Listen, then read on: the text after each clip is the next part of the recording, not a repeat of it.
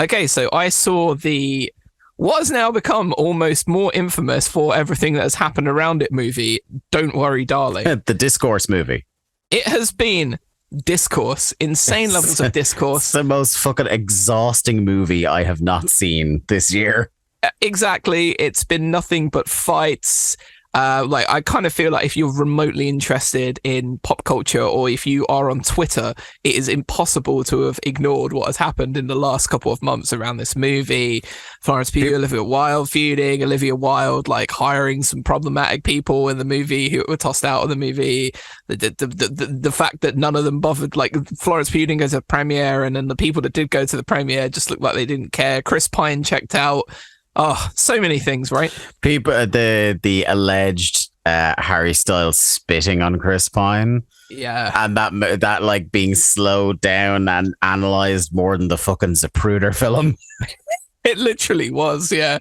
Like this, there's people on Twitter talking about the arc of the spit. So yeah, it's been nonsense. And the movie was savaged from the moment any critic laid eyes on it. They were like, F this movie, F it right in the A. It was such a strong reaction and everything around it that I was like, you know what? I just have to see this movie. Yeah. I can't explain it. I just need to know what all the nonsense is about. And you know what? It is not that good.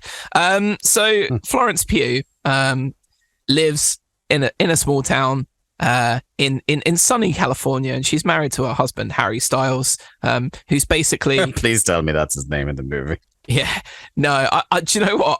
I saw the movie less than a week ago.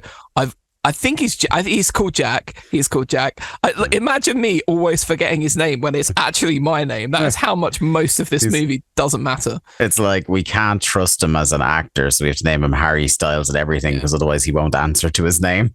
It's like a hello, Mr. Thompson situation. Yeah, see Florence Pugh tapping his foot, just that this is where you give your line. Yeah, he's like, I think he's talking to you. Like, look, but one thing you can't say about Harry Styles is that he is not an extremely beautiful man. Like this guy, they put him in all the 50s suits and they kind of like pompadour his hair up and everything, and it's like, okay, like, you know, if you're taking, you know, anyone who's interested in Harry Styles to this movie, in terms of getting to perv out on him, they're having a great time. I gotta say, that's one thing that's refreshing about the movie, is way more so than a movie that stars Florence Pugh and Olivia Wilde. Harry Styles is very much pushed forward as the eye candy of this movie. The king thirst trap of the movie is Harry Styles. Yeah, 100%. So yeah, they're married and in this small town, and in the town, all of the husbands go off to work and all of the wives stay at home, and all of the husbands aren't allowed to say what they do. So like, you know, gradually over the course of the movie, Florence Pugh becomes suspicious when she sees another of the wives kind of losing it and trying to say that, you know, bad stuff is happening where they're going, because they kind of work out in the desert in what you would assume is a Hank Scorpio style scenario, where they're going to like an evil base and doing some evil work in the base. Not quite how it goes, but anyway, the way it goes, you know, things get more and more mysterious. Florence Pugh gets curious, blah, blah, blah. And it's every like poorly executed science fiction movie you've ever seen, you know, every bang average. Okay, like, oh, they're doing that, are they? You know, that's the way they're going with this. Okay, interesting. No. And it doesn't quite stick the landing. And it kind of is reminiscent of a couple of movies which just have better premises. So I would say it's a better, like, it borrows a bit from The Matrix, and it borrows a bit from Jim Carrey movie, Truman Show. Yes, my brain just complete lapse there. But yeah, it borrows a bit from Truman Show. It borrows a bit from The Matrix. It borrows a bit from like any movie that is doing that like super smooth, beautiful, high color, like 1950s aesthetic. Everything about it, in terms of like all of the pieces you have in the movie, the way it's, I have to say, like, a lot of people have been crapping on Olivia Wilde for the movie, which fair enough for some of the reasons they have been, but the direction in the movie is very good. Like, this thing looks great. It just happens to be shocking. And the one thing that carries you through the movie is the fact that Florence Pugh is on screen 95% of the time, right? The only time she is not on screen for an extended period is when Harry Styles does an elaborate dance number in a tuxedo. Again, Harry Styles, the eye candy of this movie, presented in a jazz club doing a fantastic dance skit. And when Florence Pugh isn't on the screen, everybody should be asking, where's Pucci? Exactly. Brilliant. Yeah, where's Pucci? Okay, there you go. Show title for the week. Yeah. So I've got to say, like, if it wasn't for Florence Pugh, this would be Razzie material. It might still get nominated for Razzies just because of all of the nonsense surrounding it, and it's an easy film to want to bury.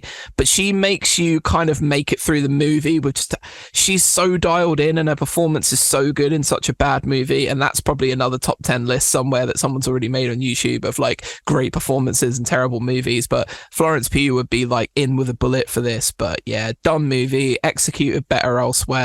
And just don't watch it. Really, like, don't pay to watch it anyway. Wait till it's on TV and make your own opinion. I've got my Limitless card. I'm probably out of the same morbid curiosity gonna have to watch it. It's the same. I've got an unlimited card in Cineworld for as long as Cineworld still operates as a company. Touch and go.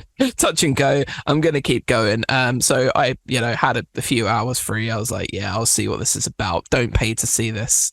Really don't. Just wait till it's on TV or any other ways that you can obtain movies. Is this the worst movie you've seen in the cinema this year? Oh god. I mean, it's up there. You see some horse shit.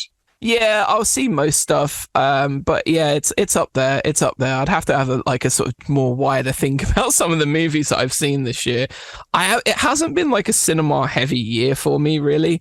So it's like some years, there's like a thing coming out, but yeah. I wouldn't say like cinema specific, but I would say The Bubble is probably still worse than this. What about Eternals? Did that come out this year? Or was that last year? No, that was the end of last year. That was horrible.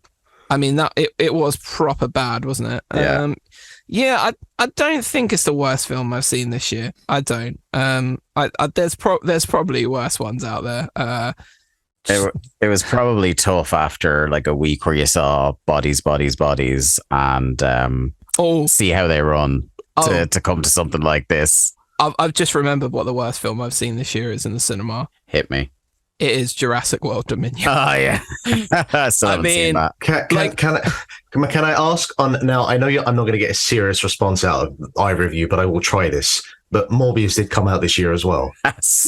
No, sorry, you said worst, not best. What are you talking about, mate? Morbius is a stone cold classic. Yes, that's the response I was expected to get there. So I mean, it is one of the greatest movies of all time. You could have put that for in your soundtrack, because of course we all remember Morbius. Yeah, exactly. Ambulance was pretty bad as well. Watchable, but still, Ambulance, yeah, that was pretty piss poor. The Lost City wasn't great, but it wasn't worse than this. I'm just kind of flicking through, but most of the things this year I've seen are at least passable. There's been a few burials, but nothing like god awful, really. But yeah, this kind of it Florence Pugh elevates it slightly above Jurassic World Dominion. And it probably rises up your hated films list because of like how much we've had to endure about this movie. Yeah, if this movie just dropped and we hadn't heard that much about it, and it's just like, oh, that was bad, moving on. But it's like we had to hear about this for so fucking long. And this is what came out. Do you think that discourse around this though will help the film, at least in terms of like the finances of it? I'm not sure what the box office is. It's been really bad press though, hasn't it? Let me have a look at the box office. But you went to see it on the back of the fact of how much fucking discourse there is. But I didn't pay to see it. Like, I wouldn't be seeing this. Jack and I are shattered, broken people. Like, I wouldn't. So far, budget $35 million, total box office $36 million. Okay, so it probably is going to make its budget back. Yeah. The other film it reminded me of as well, which was also a real piece of poop movie, is Suburbicon with Matt Damon in it. Yeah, because that had a similar aesthetic and was also bloody terrible, but that didn't have the level of discourse, so that came out and people just savaged it for it being shocking. So yeah, there you go. Don't worry, darling, don't pay. Don't watch, darling. No, just don't pay. Watch, don't pay. Sneaking.